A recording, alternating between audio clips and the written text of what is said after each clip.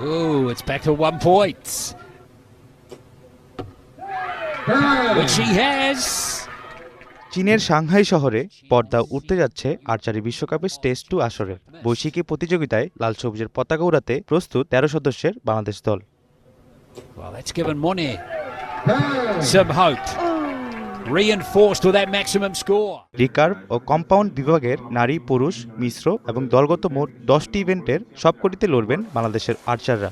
দেশ ছাড়ার আগে বাংলাদেশ আনুষ্ঠানিক সংবাদ সম্মেলনে নতুন করে পরিচয় করানো হয় বিশ্বকাপগামী আর্চারদের সাথে। সাংহাই বিশ্বকাপ নিয়ে নিজেদের পরিকল্পনার কথা জানাতে গিয়ে কোচ মার্টিন ফ্রেডরিক বলেন, এই টুর্নামেন্ট মূলত তাদের আসন্ন এশিয়ান গেমসের প্রস্তুতির বড় একটি অংশ। বিশ্বকাপ মূলত এশিয়ান গেমসের প্রস্তুতির একটি অংশ। আমাদের প্রাথমিক লক্ষ্য কোয়ার্টার ফাইনাল বা সেরা 10-এ থাকা। এটি অর্জন করতে পারলে সেমিফাইনালের পথ খুলে যাবে।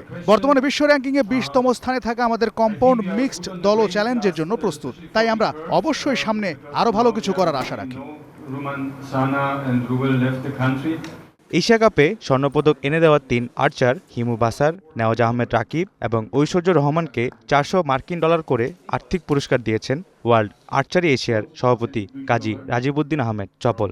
শুধু খেলোয়াড়রাই নন, পূর্ব ঘোষণা অনুযায়ী দলের 3 কোচিং স্টাফও পেয়েছেন $200 করে। আসলে আর্চারি জন্মলগ্ন থেকেই কঠিন সময় পার করে আসছে।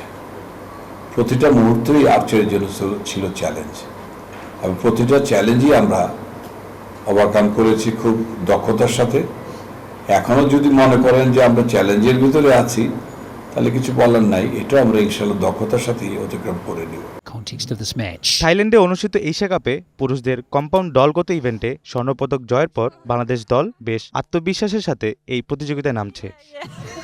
এশিয়া কাপের সেই দুর্দান্ত সাফল্যের ধারাবাহিকতা বিশ্বকাপও ধরে রাখতে চাইবে Bangladesh. And Monet's got the bronze medal. Nazim Mahmud, green news desk. From bone deep to win that.